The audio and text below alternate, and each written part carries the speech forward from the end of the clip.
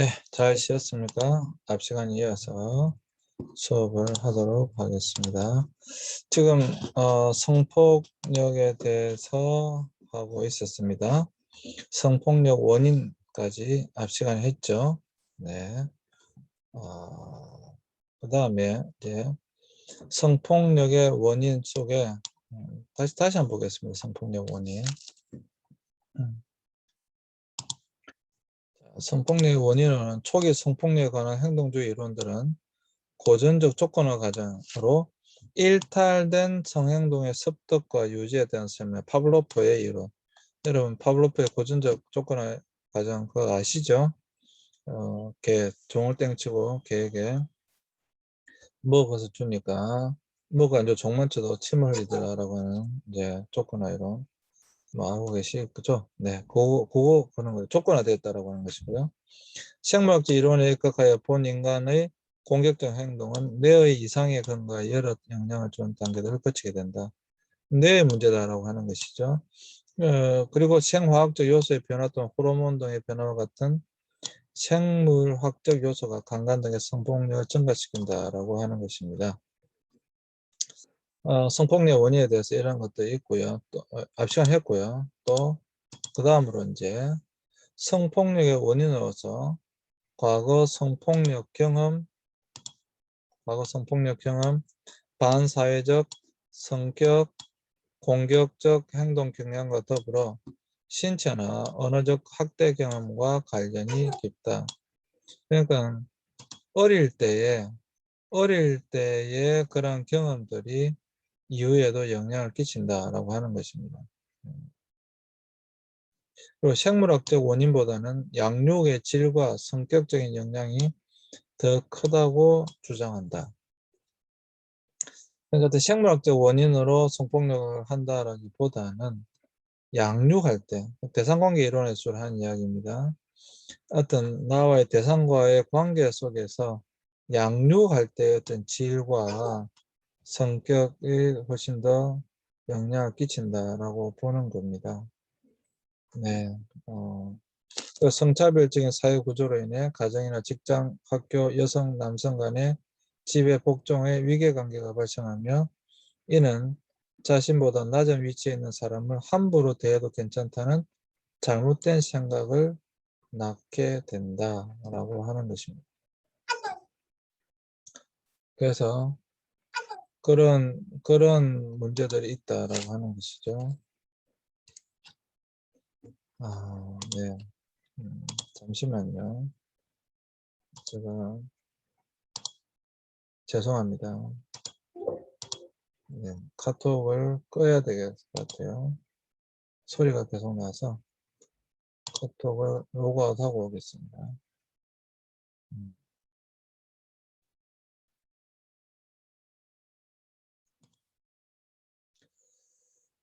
네, 죄송합니다. 예, 이렇게 하면 안 되죠. 죄송합니다. 그래서 이게 이제 여러분 이게 이제 문제가 되어지는 부분이거든요. 어떻게 어릴 때에 어떠한 환경 속에 있었는가 라고 하는 것이 그 이후에 자라면서도 이 사람의 성격에 영향이 절대적으로 영향을 끼치게 되고 특별히 다른 사람에 대하여 성폭력적인 행동을 하는 것도 그런 영향이 분명히 있다라고 하는 것입니다. 그건 뭐 우리가 충분히 이해할 수 있는 부분이죠.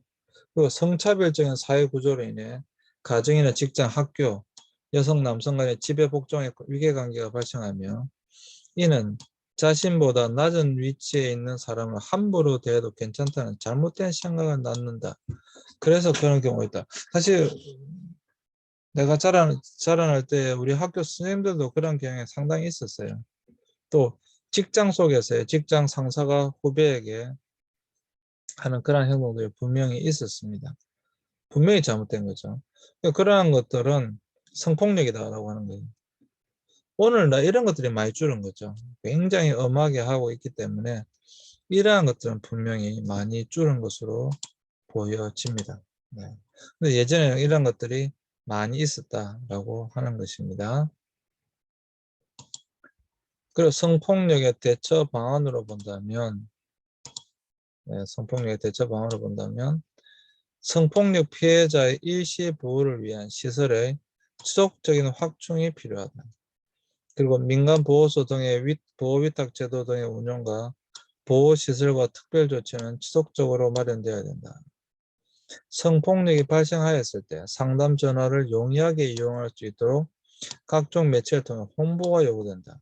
상담 인력의 전문성 강화가 요구된다. 성폭력 대책 방안이라고 하는 것이 사실 별로 없어요. 여러분 보시는 것처럼. 일단은 성폭력 피해자를 빨리 잘 도와줘야 한다라고 하는 것이죠. 성폭력이 일어나지 않도록 어떻게 방어할 수 있는 방법은 사실 별로 없고, 피해자들을 어떻게 하면 잘 도와줄 것인가 굉장히 중요한 것이고요. 보호위탁 제도를 운영을 해서 지속적으로 잘 보호할 수 있도록 해야 한다라고 하는 것이고요. 또 상담 전화를 쉽게 할 수 있도록 잘 해야 된다라고 하는 것이고요. 상담 인력의 전문성 강화가 요구된다라고 하는 것입니다. 그걸 통해서 성폭력을 대처해 나가야 한다라고 하는 것이죠. 상담 인력의 전문성이 많이 사실 필요합니다. 또 뭐 우리나라 같은 경우는 점점 더 많아지고 있고요. 도움을 받으려고만 한다면 얼마든지 사실 도움을 받을 수가 있습니다. 그리고 CCTV 확대하는 것도 굉장히 이거는 굉장히 효과를 보고 있어요. CCTV를 확대 설치하는 것은 굉장한 뭐 효과를 보고 있는 것 중에 하나입니다. 또 사각지대를 중심으로 성폭력 발생을 예방하기 위해서 CCTV를 더 많은 것을 설치할 필요가 있다. CCTV는 굉장히 효과적인 것으로 보여집니다. 일단 우리나라 많이 밝아졌고 CCTV가 곳곳에 있다 보니까 확실히 많이 이렇게 도로변이나 이런 어색한 곳에서의 그러한 것은 많이 죽은 것은 사실입니다. 이제 다시 말씀드리지만 가까이 있는 친척이라든지 가족이라든지 그런 가까운 사람들로부터 당하는 성폭력, 성피해 사태가 많기 때문에 그러한 부분은 좀 별개이긴 하지만 그래도 뭐 지나가다가 뭐 불량배에게 성폭력을 당한다든지 그러한 것은 사실 많이 준 것이 사실이죠. 그건 분명히 CCTV의 영향이 분명히 있다라고 하는 것입니다. 그리고 성폭력 가해자의 재범 방지를 위한 노력도 필요하다. 그리고 가해자 지원을 위한 각종 상담 프로그램 개발 및 지속적인 관리 등 다양한 방향에서의 노력이 병행되어져야 한다. 가해자 지원을 위한 각종 상담 프로그램의 개발 및 지속적인 관리가 필요하다. 라고 하는 것입니다. 성폭력에 대해서 알아봤고요. 마지막으로 동성에 대해서 알아보려고 합니다. 요즘 우리나라에, 이는 뭐 우리나라뿐만 아니라 전 세계적으로 동성애에 관련된 부분이 상당히 크게 이슈가 되어지고 있죠.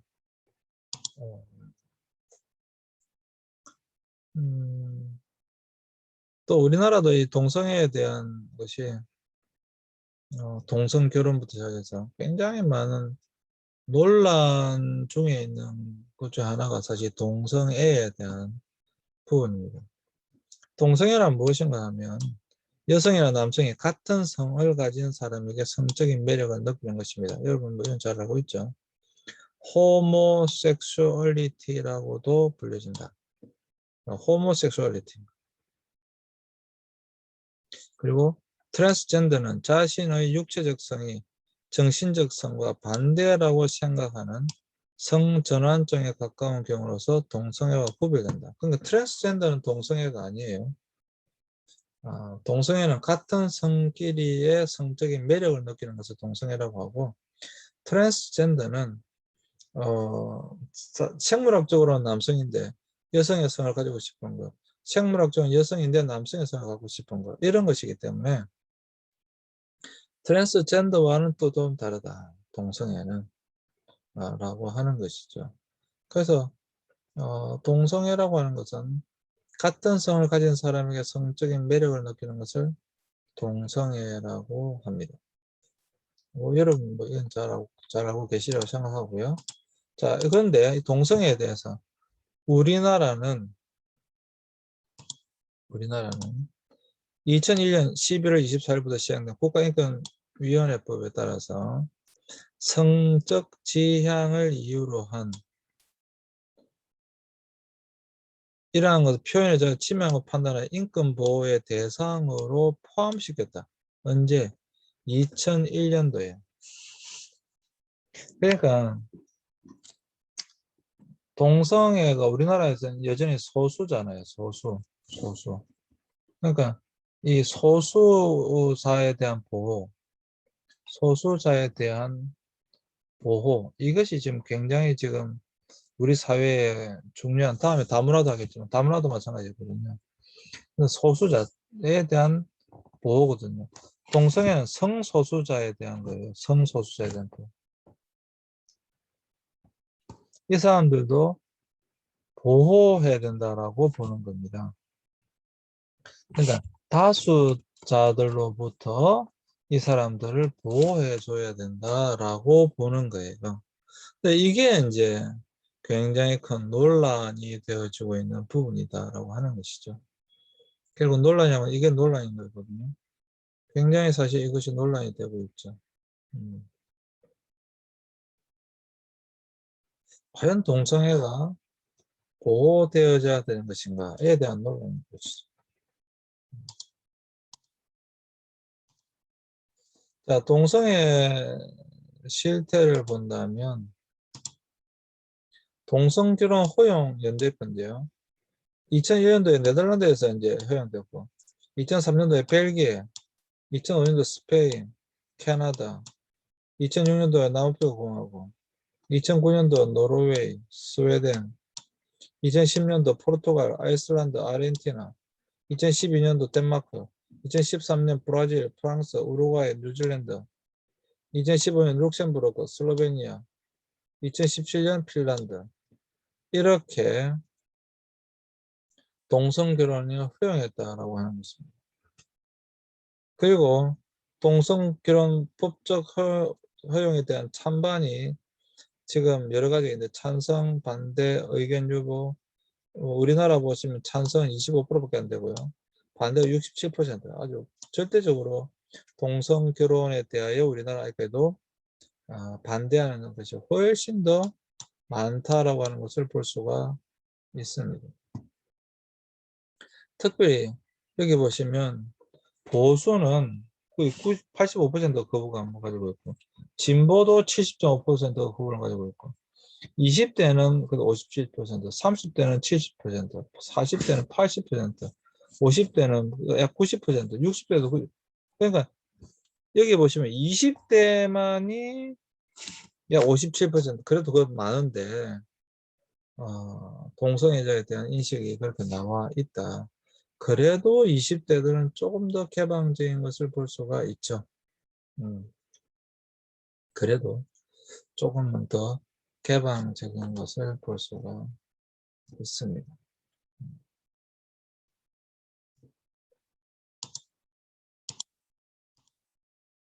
자, 동성애의 원인으로는 선천적인 원인이 있다. 선천적인 원인이라고 하는 것은 태어나면서부터 동성애로 태어났다라고 하는 거예요. 그래서 뭐 많은 경우 이렇게 이야기를 하죠. 아니, 내가 태어나면서부터 이성, 다른 성에 대해서, 남성, 여성, 여성, 남성에 대해서 성적인 그런 관심이 없는데 어떻게 할 거냐라고 하는 거예요. 나 동성에 대해서 아니 관심을 가지셨는데 어떻게 할 거냐라고 하는 거예요. 그리고 후천적인 원인으로 본다면 이제 첫 번째 정신분석가의 창시자 프로이드는 인간은 남성성과 여성성을 모두 지니고 태어나며 성장하는 과정 속에서 가족 등에 의해 이성애와 동성애 구분 없이 성적 지향이 굳어진다라고 주장했습니다. 그래서 프로이드는 동성애를 성적인 발달이 정지되어 생긴 미성숙한 상태라고 보았습니다. 프로이드는 그렇게 본 거예요. 프로이드는 동성애를 성적 발달이 정지되어 생긴 미성숙한 상태라고 보았어요. 프로이드는. 그래서 후천적인 원인으로 보았다 이 말입니다. 근데 실제로 보면 일단 선천적인 원인이냐 후천적인 원인이냐에 대해서는 지금도 여전히 많은 학자들에 따라서 논란이 되어지고 있는 것이 사실입니다. 여전히 논란이 되어지고 있는 사실이기 때문에 뭐 그거는 그렇다 치더라도요. 그렇다 치더라도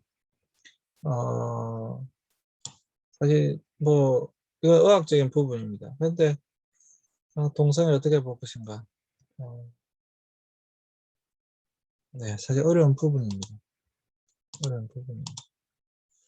동성애 원인 두 번째 보시면 동성애자들이 유년기 시절에 동성과 만족스러웠던 경험 또는 이성과 만족스럽지 못한 경험이 동성애자가 되게 하는 원인으로 주장하는 사람들도 있다. 워낙 동성과 잘 지냈기 때문에 또 이성과 만족스럽지 못했기 때문에 동성애자가 된다. 근데 사실 우리나라로 본다면 뭐 다 어릴 땐 동성과 잘 지내서 잘 지내잖아요. 당연히 동성과 잘 지내고 그러잖아요. 근데 이성과 만족스럽지 못했기 때문에 동성애자 된다. 약간 이거는 조금 네, 근거가 조금 약하지 않나. 뭐 그럴 수도 있죠. 그럴 수도 있지만 네, 조금 약하지 않나라는 생각을 해보게 됩니다. 네. 어, 그래서 여러분 이게 동성애에 대해서 조금 더 해야 되겠네요. 그러면 동성애 원인에 대해서 여러분들은 그렇다라고 하는 거죠. 동성애에 대해서 여러분들 어떻게 생각하십니까? 동성애에 대해서. 지금 우리나라에 가장 큰 논란이 되고 있는 것은 국가인권위원회 지금 계속 2021년 지금도 계속 진행 중인데 지금 미국에 지금 문제가 됐던 게 그거잖아요. 미국은 무조건 이제 교회 목사들이 이제 주례를 봐야 되니까 자 여러분 이 부분도 어떻게 생각하는지 한번 생각해 보세요. 자 교회 목사가 주례를 봐야 되는데 동성애를 반대하는 사람이에요. 근데 동성애자가 와서 결혼을 주례를 봐달라고 해요. 근데 이 목사는 동성애자를 인정하지 않는 사람이에요. 그래서 주례를 못 보겠다는 거예요. 그러면 이 동성애자가 이 목사를 신고하면 잡혀갑니다. 왜? 이 성소수자, 동성애자를 무시했다가 되는 거예요. 그러니까 이 인권을 침해한 것으로 보는 거죠. 자기는 동성애를 인정하지 않기 때문에 신앙의 자유에 의해서 이것에 대하여 수를 볼 수 없다라고 한 건데 이 사람들의 인권을 침해한 것으로 되어서 감옥에 가는 겁니다. 이것을 어떻게 생각하십니까? 저는 동성애자를 미워하지 않습니다. 뭐 동성애자들에 대해서 혐오를 갖고 있지도 않습니다. 그런데 신앙의 자유에 따라서 동성애는 분명히 죄다라고 동성애자들한테 말하는 게 아니고 성경에 나와 있으니 설교 시간에 어떤 목사가 설교 시간에 분명히 성경에 동성애는 죄라고 되어져 있으니까 죄다라고 말을 해도 그 사람들의 인권을 침해한 것으로 해서 잡혀갑니다. 이것에 대해서 어떻게 생각하십니까?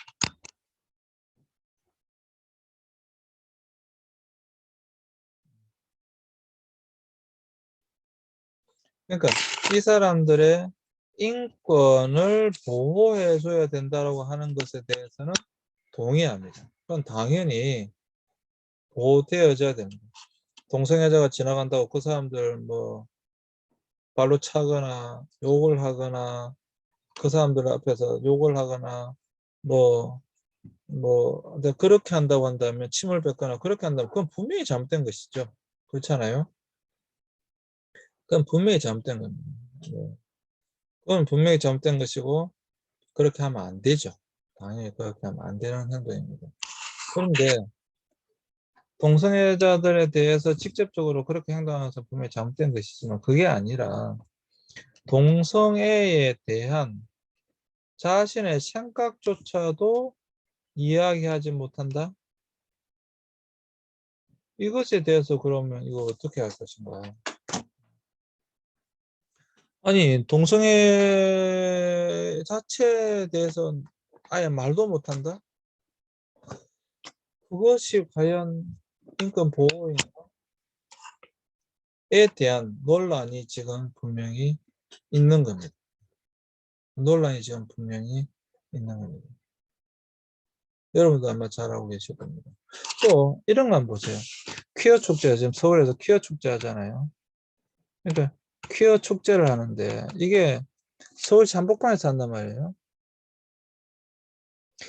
그러면 이 퀴어 축제를 반대하는 것이 단순히 반대하는 것이 아니라 너무도 다른 사람들이 보기에 혐오감을 느끼는 거예요. 그러니까 이 사람들은 이 사람들의 인권은 보호돼야 된다. 그거는 동의하는 거예요.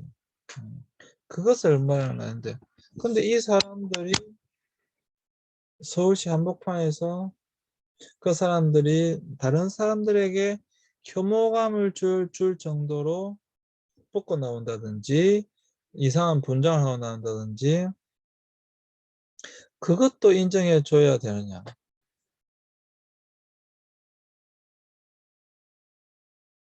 다른 사람들에게 혐오감을 주는 것도 인정해 줘야 되느냐. 그 소수자들도이기 때문에 보호해 줘야 되느냐. 이런 논란이 생기고 있는 거예요. 이런 논란. 그래서 뭐 보수 쪽에서는 뭐 하는 것이냐, 뭐 사탄의 축제다, 뭐 계속 반대하는 것이고, 또 어떤 쪽에서는 아니 뭐 자기들끼리 축제하겠다는데 뭐 어떠냐. 음. 지금 우리나라에서도 동성애 결혼에 대한 합법 논란이 계속해서 일어나고 있죠. 지금 우리나라 계속해서 일어나고 있죠. 뭐 영화 감독도 뭐 계속해서 그래 되고 있죠. 네, 여러분들. 이것을 어떻게 볼 것인가? 앞으로 이 동성애 문제는 우리나라에 점점 더 하나의 사회 문제가 될 확률이 상당히 높습니다. 이미 여러 나라에서 큰 진통을 겪어왔고 지금도 겪고 있습니다. 대표적으로 미국 같은 나라에서는 굉장히 동성애만 하더라도 큰 사회 문제 중에 하나입니다. 분명히. 아주 크게 대립되고 있는 부분 중 하나예요. 우리나라도 앞으로 이 동성애 문제는 또 다른 하나의 사회 문제가 점점 더 되어질 것입니다. 또 특별히 이것도 보시면 이게 법이잖아요. 헌법이잖아요. 헌법 속에서 법을 바꿔야 되는 그 정도로 법을 바꿔야 될 정도로 이것이 지금 심각한 아주 큰 사회적 이슈 중에 하나다라고 하는 거예요. 우리나라 헌법을 바꿔야 될 정도니까. 지금도 심심찮게 문자들이 오죠. 뭐 지금 또 법이 개정되려고 한다. 이것에 대해서 반대 올려주세요. 뭐 찬성표 던져주세요. 지금도 계속해서 그러한 논쟁들이 일어나고 있는 것 중에 하나가 동성애입니다.